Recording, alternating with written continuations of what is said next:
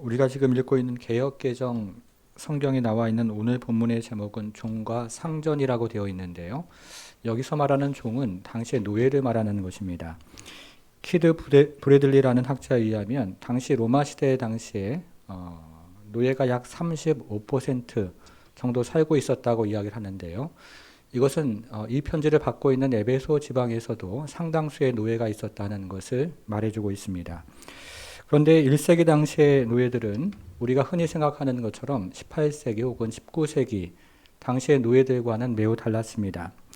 물론 1세기 당시의 노예들 중에서도 18세기, 19세기 노예들처럼 힘든 노동에 종사하는 사람들이 많았지만, 그러나 1세기 당시의 많은 노예들은 의사와 교사와 그리고 관리위원과 같은 전문직에 종사를 하는 사람들도 많이 있었습니다.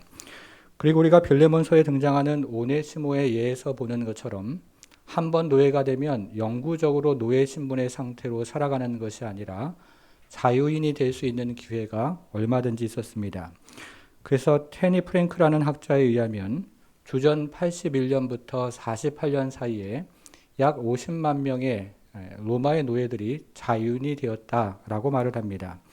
이처럼 당시의 노예는 상당한 권리와 책임을 누리는 사람들이었습니다. 여러분, 그러면 오늘 본문은 이 같은 노예 제도를 지금 어떻게 이야기를 하고 있습니까? 사도 바울이 오늘 본문에서 노예 제도를 다루는 방식은 우리가 앞에서 살펴본 부부 관계를 다루는 방식과는 매우 다릅니다. 사도 바울이 부부 관계를 다룰 때에는 다양한 신학적인 근거를 제시를 했는데요. 예를 들어 아내 역할을 말할 때에는 창조 질서를 신학적인 근거로 제시를 했고, 남편의 역할을 말할 때에는 구원의 여정을 신학적인 근거로 제시를 했습니다. 그러나 오늘 본문에 등장하는 노예 제도를 다룰 때에는 어떤 신학적인 근거도 제시를 하지 않습니다. 이것은 성경이 노예 제도를 지지하거나 옹호하는 것이 아니다 하는 것을 말해주고 있습니다. 여러분, 그러면 노예 제도가 폐지된 오늘날에는 오늘 본문을 어떻게 적용할 수 있을까요? 만일에 사도 바울이 오늘 본문에 등장하는 종들에게 종들은 주인에게 속해 있으니 주인을 절대 떠나서는 안 된다라고 말을 한다면 이것은 오늘날 우리에게 적용되는 말씀이 아닐 겁니다. 그러나 오늘 본문에 등장하는 상전에 대한 태도나 일에 대한 태도는 시대를 넘어서는 보편적인 윤리에 해당하기 때문에 우리는 이것을 오늘날에도 그대로 적용할 수가 있는 것입니다. 그래서 오늘은 일터에 천국을 심는 사람들이라는 제목으로 일꾼들의 책임은 무엇이고 또 경영자의 책임은 무엇인지를 함께 생각을 해보겠습니다. 오늘 본문은 일터에 천국을 심는 사람들의 책임으로부터 시작을 합니다. 주보예요, 여러분. 첫째, 일터에 천국을 심는 일꾼들이라고 한번 적어보겠습니다. 일꾼들 이렇게 한번 적어보겠습니다.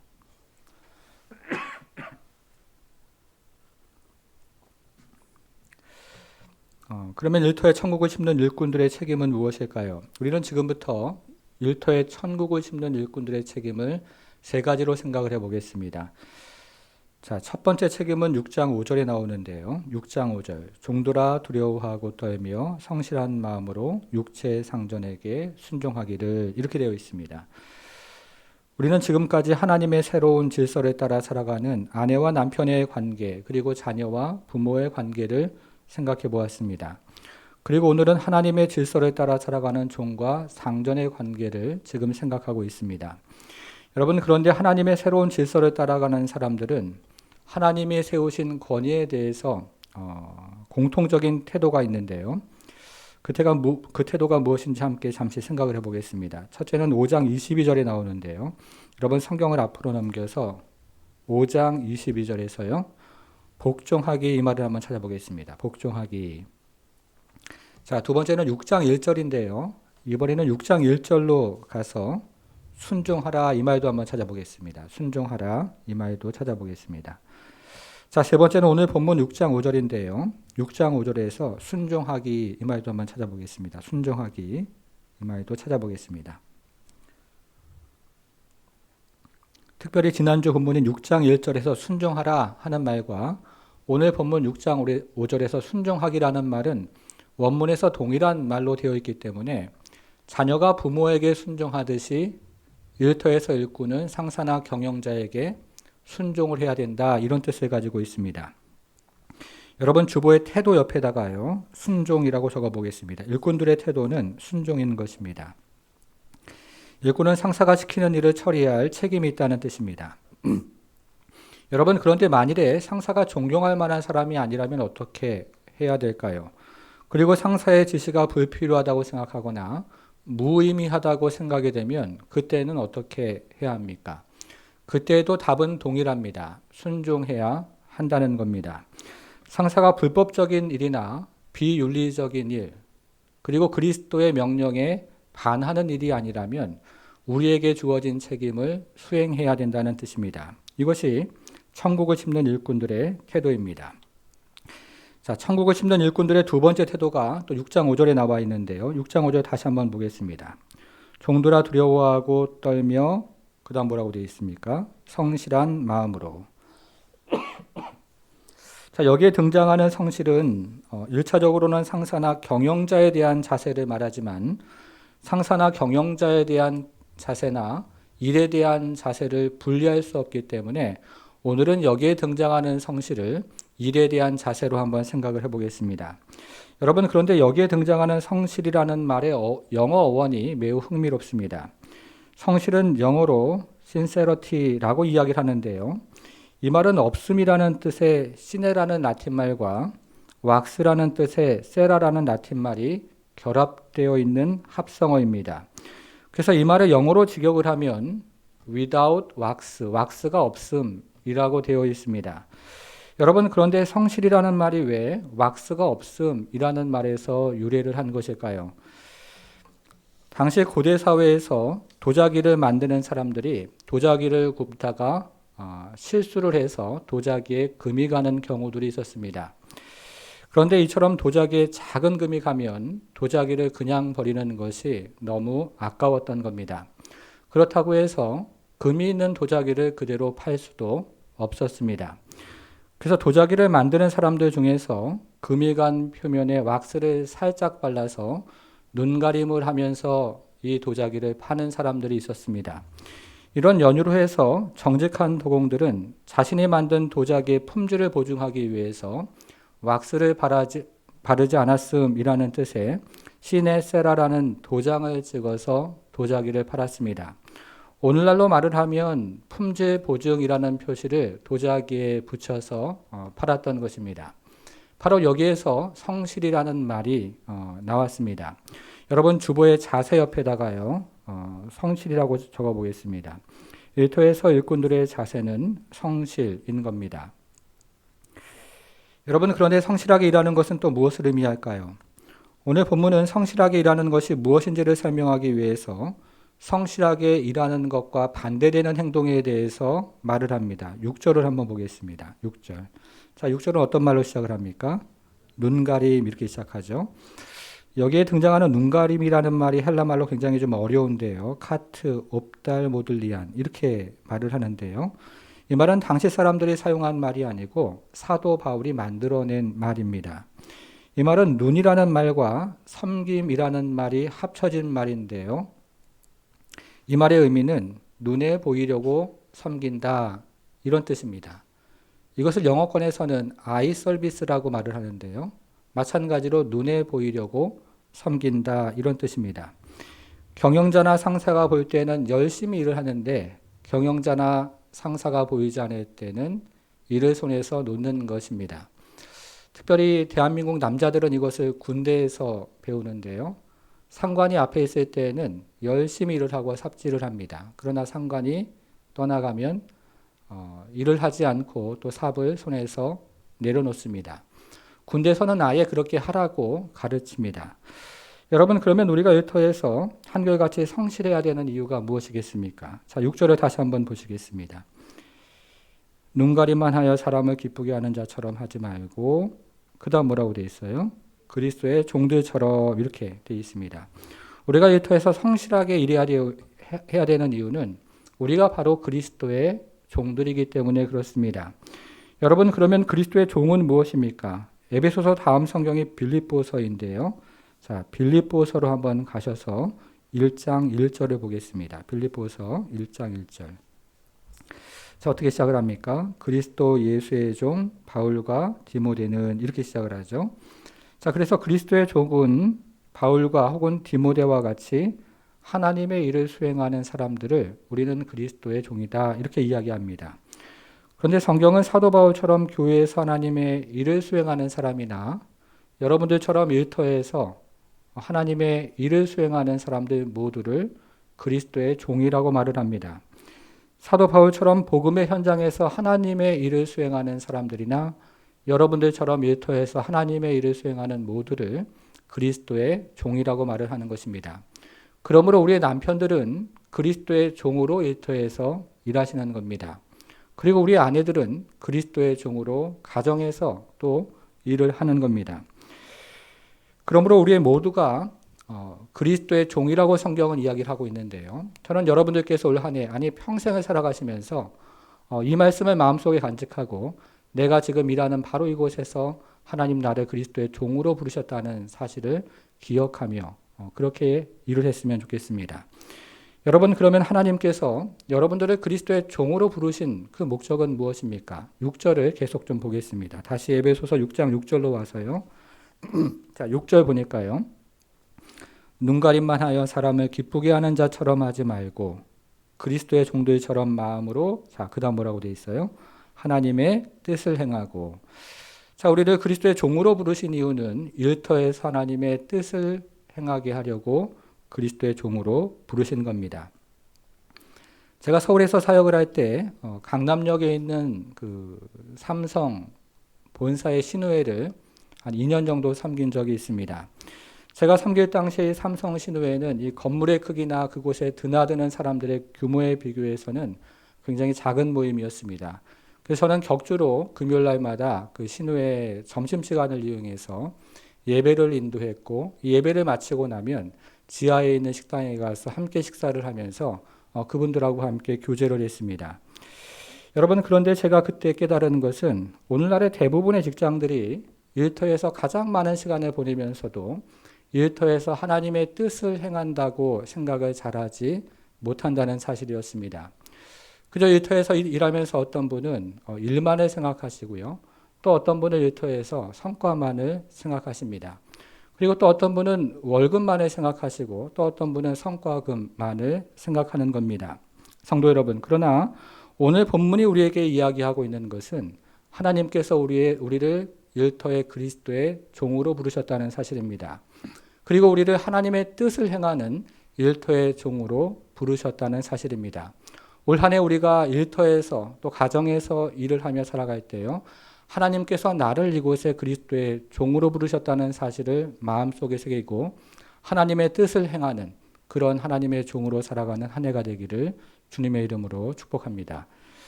일터에서 천국을 심는 일꾼들의 세 번째 책임이 7절에 나와 있습니다. 여러분 7절 한번 보시겠습니다. 자, 7절은 이렇게 시작을 하죠. 기쁜 마음으로 섬기기. 이렇게 시작을 합니다. 기쁜 마음으로 섬기기. 우리는 앞에서 성경이 노예 제도를 지지하지 않는다는 사실을 함께 생각을 해보았습니다. 그런데 오늘 본문은 오늘 본문의 말씀은요, 노예 제도를 폐지하라 이런 말도 등장을 하지는 않습니다. 그러므로 오늘 본문의 초점은 노예 제도와 같은 사회 제도에 있는 것은 아닙니다. 왜냐하면 인간의 근본적인 문제가 사회 제도가 아니기 때문에 그렇습니다. 여러분, 그동안 우리나라는 해방 이후에 굉장히 오랜 시간 동안 그 교육에 대해서 과정을 개편해 왔는데요. 여러분, 그렇다고 해서 이와 같은 사회 제도가 오늘날의 교육 문제를 완전히 해결할 수 있을까요? 더불어서 우리나라는 지난 오랜 동안 부동산 문제를 개편하려고 많은 방법들을 제안을 해왔는데요. 정부의 이와 같은 사회 제도가 또 부동산 문제를 해결할 수 있었습니까? 여러분, 이것은 인간의 근본 문제가 사회 제도와 같은 문제가 아니라 인간의 근본적인 문제가 인간의 마음에 달려 있다는 것을 여실히 보여주고 있습니다. 그래서 인간의 마음이 악하면 최고의 제도라고 해도 타락을 시키는 것이고, 인간의 마음이 의로워지면 최악의 제도라도 개선을 시키는 것이 인간입니다. 사람의 마음이 변하지 않으면 노예 제도가 폐지되더라도 다른 압제의 길을 찾아내지만 사람의 마음이 새롭게 되면 악한 제도 아래에서도 하나님의 뜻을 행하고 그 악한 제도를 개선하면서 결국 악한 제도를 바꾸어 나가는 것입니다. 그래서 오늘 본문이 강조하는 것은 바로 마음인데요. 일터에서도 마음이 중요하다는 것입니다. 그래서 오늘 본문은 이것을 계속해서 강조를 합니다. 여러분 5절에서 마음이라는 말을 한번 찾아보겠습니다. 5절에서요. 마음 한번 찾아보겠습니다. 자, 6절에서도 마음이라는 말 찾아보겠습니다. 6절에서도 한번 찾아보셔요. 여러분 그리고 7절에서도 이 마음이라는 말 한번 찾아보십시오. 7절에도 나오죠. 일터에 천국을 심는 일꾼들은 마음을 다해서 마음으로 일을 해야 된다는 뜻입니다. 자, 주보의 동기 옆에다가 마음이라고 적어보겠습니다. 자, 우리가 일을 할 때 우리의 동기는 어떤 외부적인 것에 먼저 있는 것이 아니고요. 마음에 있다는 뜻입니다. 여러분 그러면 여기서 이야기하는 마음은 어떤 마음일까요? 5절과 6절에 등장하는 마음은 원문에서 동일한 단어로 우리에게 설명을 하는데요. 이것을 원문을 그대로 직역을 하면 나누어지지 않는 마음 이렇게 이해할 수가 있습니다. 일터에서 나누어지지 않는 마음을 가지고 일을 해야 된다는 뜻입니다. 그래서 어떤 영어 성경은 이것을 단일한 마음이라고 번역을 했고요. 또 어떤 영어 성경은 아주 멋지게 번역을 했는데 이것을 영혼으로부터 우러나오는 마음이라고 번역을 했습니다. 영혼으로부터 우러나오는 마음으로 일을 해야 된다는 뜻입니다. 여러분 우리가 예배를 드릴 때요. 영혼으로부터 우러나오는 마음으로 예배를 드려야 하는 것처럼 우리가 일터에서 일을 할 때에도 영혼을 담아서 일을 해야 된다는 뜻입니다. 우리가 영혼으로부터 우러나오는 마음을 가지고 예배를 드릴 때 하나님이 받으시는 것처럼 우리가 마음을 담아서 일을 할 때 하나님께서 일터에서 하는 그 일을 받으신다는 것입니다. 여러분 그러면 그 일은 곧 예배가 됩니다. 창세기에서 이야기하는 것처럼 우리가 예배를 서비스라고 얘기하지 않습니까? 그것이 동일하게 일이라는 말의 의미가 있는 것처럼 그렇게 우리가 일터 현장에서 일을 할 때 그 일은 곧 예배가 되는 것입니다. 그것이 성서의 가르침입니다. 사랑하는 성도 여러분, 새해에는 여러분 모두가 일터에 천국을 심는 일꾼들이 되기를 주님의 이름으로 축복합니다. 자, 이제 두 번째인데요. 이 두 번째는 일터에 천국을 심는 경영자의 책임입니다. 주보의 둘째 옆에다가 경영자 혹은 상사 이렇게 한번 적어보겠습니다.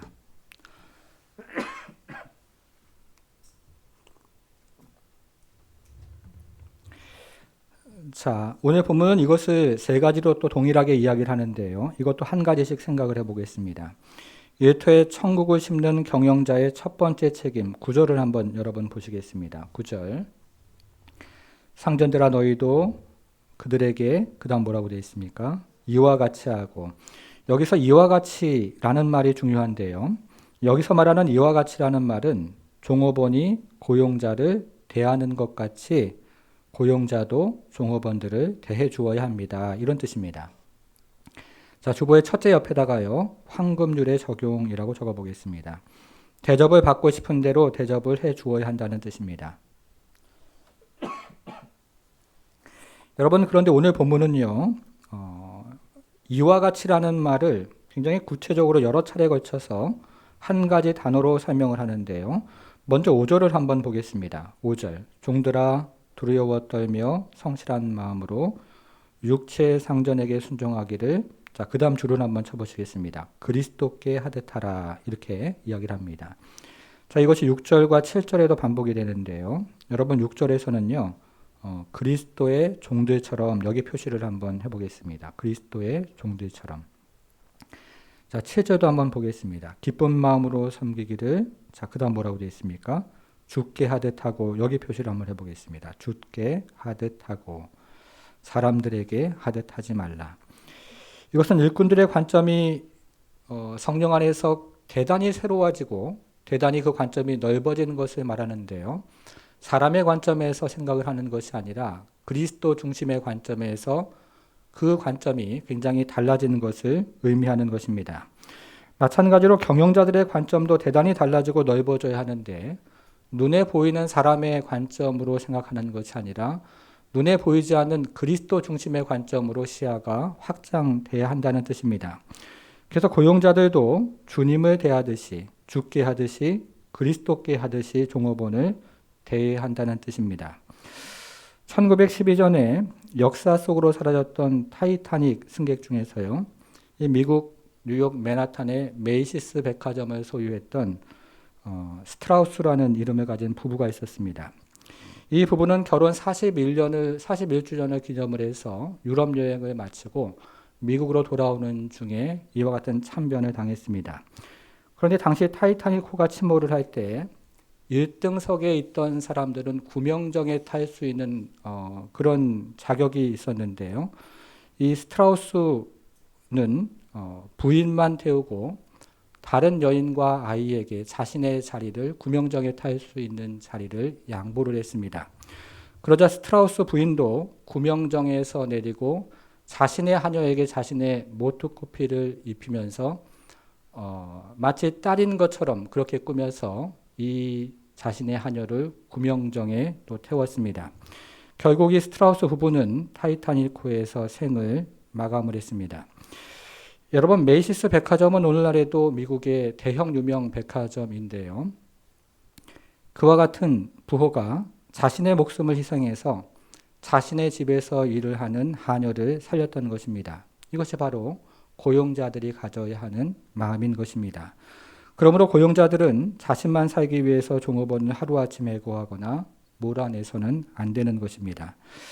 자, 일터에 천국을 심는 경영자들 두 번째 책임도 9절에 나오는데요. 9절을 조금만 더 보겠습니다. 9절. 상전들아 너희도 그들에게 이와 같이 하고 그 다음은 뭐라고 되어 있습니까? 위협을 그치라. 주보의 둘째 옆에다가는 위협의 금지라고 적어보겠습니다. 위협의 금지 이렇게 한번 적어보겠습니다. 여러분, 그러면 여기서 말하는 위협은 무슨 뜻일까요? 이것은 종업원들이 자신이 맡은 일에 대해서 책임을 지지 않아도 된다 하는 뜻이 아닙니다. 오히려 종업원들은 자신이 맡은 일에 대해서 책임을 져야 하고 또 책임지는 자세로 일을 해야 됩니다. 그래서 고용자들은 종업원들이 잘한 일에 대해서는 크게 칭찬을 해주어야 하고 잘하지 못한 일에 대해서는 그것을 개선시켜 나가야 할 책임도 있습니다. 그래서 여기서 말하는 위협은 일에 대한 책임을 말하는 것이 아니라 일에 대한 동기를 말하고 있습니다. 고용자는 종업원들에게 일에 대한 동기를 부여할 때 위협적인 언행이나 위협적인 말이나 행동으로 동기를 부여해서는 안 된다는 뜻입니다. 예를 들어서 고용과 고용 연장을 담보로 위협을 해서도 안 되고 그리고 봉급과 승진을 담보로 위협을 해서도 안 됩니다.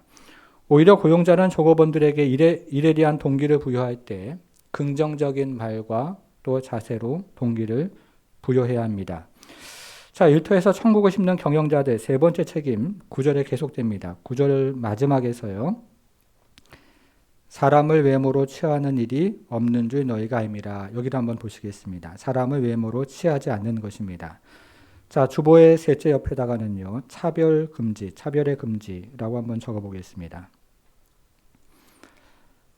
R.C. 스프롤이라는 미국의 유명한 조직진학 교수가 있습니다. 이분이 어느 날 몸이 아파서 병원을 찾게 되었습니다. 그런 병원에서 한 간호사가 매우 공손하게 지나가는 의사에게 인사를 하고 그리고 그의 말을 경청하는 것을 보게 되었습니다. 그가 볼 때는 매우 예의 바른 간호사라고 생각을 했던 것입니다. 그런데 이 간호사가 잠시 후에 세탁물을 옮기는 병실 청소부를 보았는데요. 그냥 지나치는 것이었습니다. 그래서 병실 청소부가 이 간호사에게 와서 인사를 하려고 다가왔는데 간호사는 그때 딱만 응시하면서 또 다시 그냥 지나치는 것이 이 신학자의 눈에 보였습니다. 여러분, 만일에 이 간호사가 모든 사람을 똑같이 존중했다면 이 병원의 분위기가 어떻게 변해갈까요? 여러분, 만일에 고용자가 모든 종업원을 똑같이 존중한다면 그 일터의 분위기는 어떻게 달라지겠습니까? 사랑하는 성도 여러분, 우리 모두에게는요, 하늘의 상전이 있습니다. 하늘의 상전이 사람을 외모로 취하지 않는 것처럼 우리 모두도 사람을 외모로 취해서는 안 되는 것입니다. 하늘의 상전이 모든 사람들에게 공평하신 것처럼 우리도 사람들에게 공평해야 한다는 뜻입니다. 이것이 경영자의 책임입니다. 성도 여러분, 우리는 지난 3주에 걸쳐서 아내와 남편의 관계, 자녀와 부모의 관계, 그리고 종과 상전의 관계에 대해서 함께 생각을 해보았습니다. 가정에서 천국을 심는 사람들에 대해서 살펴보는 것이고요. 이어서 오늘은 일터에서 천국을 심는 사람들에 대해서 함께 살펴보는 것입니다. 여러분, 그런데 우리가 이 단락을 마무리하면서 반드시 기억해야 하는 것이 있습니다.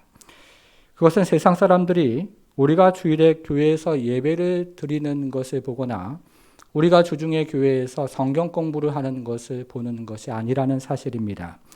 오히려 세상 사람들은 우리가 가정에서 어떤 사람들인지를 보고 있고, 그리고 우리가 일터에서 어떤 사람들인지를 보고 있습니다. 한동안 우리나라는 입양아 정인이 사망 사건으로 온 나라가 떠들썩했습니다. 저는 이 사건이 처음 보도될 때만 해도 일반적인 유아학대 사건인 줄만 알았습니다. 그런데 어떤 경로인지는 모르겠으나 정인이를 입양한 그 양 부모의 신상이 노출이 되었습니다. 그런데 양 부모의 부친이 모두 목회자였고 양 부모가 모두 기독교 대학 출신이었습니다. 특별히 양부의 직장이 기독교와 관련이 있다는 사실이 세상에 알려지면서 교회가 다시 한번 세상 사람들의 입에 오르는 형국이 되었습니다. 그런 와중에 인터콥이 운영하는 경북 상주의 열방센터를 중심으로 코로나19가 확산이 되면서 교회가 다시 한번 공경에 빠지는 상황이 되었습니다. 물론 한국교회는 그동안 인터콥의 공격적인 선교 방식이 현지 선교사들을 어렵게 할 수 있다는 경고를 끊임없이 해왔고, 그리고 인터콥의 신학에 있어서 극단적인 세대주의 신학의 문제를 끊임없이 제기를 해왔습니다. 그래서 우리 교단을 비롯한 많은 교단들이 인터콥에 대해서 참여 금지나 예의 주시를 결의해 왔습니다. 그러나 세상은 인터콥의 선교 방식이나 그리고 그들의 신학에 관해서는 관심이 없고 그저 함께 예수장이들이라고 말을 합니다. 여러분, 저는 교회에서 목회를 하는 한 사람으로서 한국교회의 미래가 정말로 걱정이 되는 면이 있습니다. 미국의 신학자 데이빗 월즈가 신학실종이라는 책에서 미국 교회의 신학이 사라지는 것을 경고했던 것처럼 오늘날 한국교회에서 신학이 사라지는 것이 걱정이 되고 있습니다. 왜냐하면 교회 역사에서 신학이 사라질 때마다 교회는 독불장군처럼 세상에서 고립을 자초했고, 그리고 세상에서 영향력을 잃어가면서 화석처럼 굳어져 갔기 때문에 그렇습니다. 교회가 균형을 잃어가는 것입니다. 성도 여러분, 우리는 교회에 모여서 예배만 잘 드리면 되는 것일까요? 그리고 우리는 주중에 교회에 모여서 성경 공부만 잘하면 되는 것입니까? 만일에 우리가 교회에 모여서 예배만 잘 드리고 성경 공부만 열심히 하면 되는 것이라면 오늘 본문 그리고 지난주의 본문은 성경에 기록이 되어 있지 않을 것입니다. 아마도 에베소서의 절반은 기록이 되어 있지 않을지도 모르겠습니다. 성도 여러분, 세상 사람들은 우리가 주일날 교회에서 예배 드리는 모습에 관심이 없고, 오히려 세상 사람들은 우리가 가정에서 어떤 사람인지 그리고 일터에서 어떤 사람들인지에 대해서 관심이 있습니다. 그래서 세상은 우리가 부모를 어떻게 섬기는지를 관찰하고 자녀를 어떻게 양육하는지를 주시합니다. 그리고 일터에서 우리가 어떤 태도로 사람을 대하고 있는지, 그리고 어떤 자세로 일을 하고 있는지를 관찰하는 것입니다. 그래서 만일에 우리가 이기적인 모습으로 세상을 살아간다면 세상은 교회를 그리고 기독교를 이기적이라고 말을 할 것이고, 우리가 희생하는 모습으로 일터에서 살아간다면 세상은 교회를 이 사회에 꼭 필요한 구성원의 하나라고 존중을 해줄 것입니다. 그래서 지금 이때에 가정에 대한 말씀과 일터에 대한 말씀은 우리 자신에게도 꼭 필요한 말씀이지만 한국교회를 비춰봐서도 저는 꼭 필요한 말씀이라고 생각을 합니다. 그래서 저는 오늘 본문의 적용을 하나님의 보상이라고 정해보았는데요. 다른 말로 하면 우리가 하나님을 생각함으로 상대방의 입장을 배려하자는 것입니다. 여러분, 기업과 근로자는 마치 한 배를 타고 움직이는 사람들과도 같습니다. 그래서 양쪽이 함께 노를 저으면 그 배는 빠르게 앞으로 전진할 수 있지만 갈등이 생겨서 한쪽이 노를 젓지 아니하면 그때부터 그 배는 제 자리에서 맴돌기를 시작합니다. 그러면 기업도 손해가 되고 근로자도 손해를 보게 됩니다. 그래서 우리는 나의 입장만 생각할 것이 아니라 서로의 입장을 고려해 보아야 한다는 것입니다. 여러분, 그런데 그럼에도 불구하고 손해를 볼 때는 어떻게 해야 될까요? 오늘 본문 8절을 가지고 마지막 적용을 한번 해보겠습니다. 8절 같이 한번 읽어볼게요. 시작. 이는 각 사람이 무슨 선을 행하든지 종이나 자유인이나 주께로부터 그대로 받을 줄을 알미라. 여러분, 여기에 등장하는 받는다는 말, 이 말은요, 본문에서는 현재 시제로 되어 있지 않고 미래 시제로 되어 있습니다. 그래서 근로자들이 최선을 다해 일했음에도 불구하고 이 땅에서 적절한 보상을 받지 못한다면 마지막 날에 하나님 아버지로부터 꼭 반드시 보상을 받게 된다는 뜻입니다.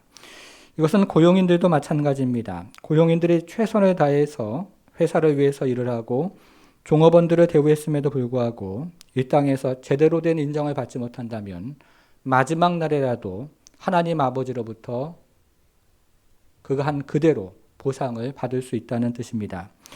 여러분들이 하나님을 생각함으로 최선을 다해 사람을 섬기고 하나님을 생각함으로 최선을 다해 일한 것들 하나님께서 반드시 기억해 주시고 이 땅에서 보상을 해주지 아니하시면 마지막 그날에라도 보상을 해주시는 것입니다. 저는 이것이 여러분 모두에게 위로가 되는 말씀이기를 바랍니다. 사랑하는 성도 여러분, 오늘 본문의 제목은요, 일터에 천국을 심는 사람들입니다. 우리가 올해 일터에서 그리스도의 종으로 살아가면서 하나님의 뜻을 행할 때에 우리 모두는 일터에서 하나님의 뜻을 행하는 그런 천국을 심는 사람들로 살아갈 수 있는 것입니다. 바라기는 올 한 해를 살아가면서 일터에 천국을 심어서 우리의 교회와 가정과 그리고 여러분들이 속한 그 일터가 하나님의 천국을 경험하는 그런 은혜 현장이 되기를 주님의 이름으로 축원합니다. 같이 기도하겠습니다.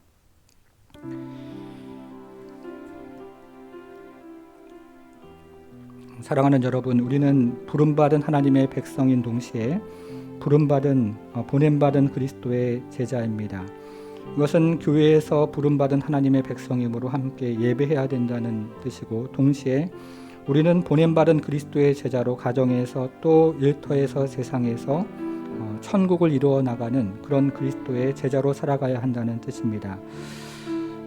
오늘은 우리의 일터를 위해서 함께 잠시 기도하기를 원하는데요. 하나님께서 일터에 함께 해주시고 또 복을 주시고 특별히 우리를 축복의 통로로 사용하셔서 일터가 하나님의 은혜를 경험할 뿐만 아니라 우리로 말미암아서 일터가 하나님의 뜻이 또 이루어지는 천국이 되어지는 것들을 우리가 우리의 의무를 역할을 충성스럽게 감당함으로 말미암아서 우리가 속한 그 일터가 우리로 말미암아서 하나님의 천국이 이루어지고 그러면서 다른 사람들이 천국 안으로 들어와서 하나님의 은혜를 또 경험하는 그런 우리 일터가 될 수 있도록 오늘은 일터를 위해서 함께 가정과 일터를 위해서 기도하기를 원합니다. 잠시 기도하겠습니다.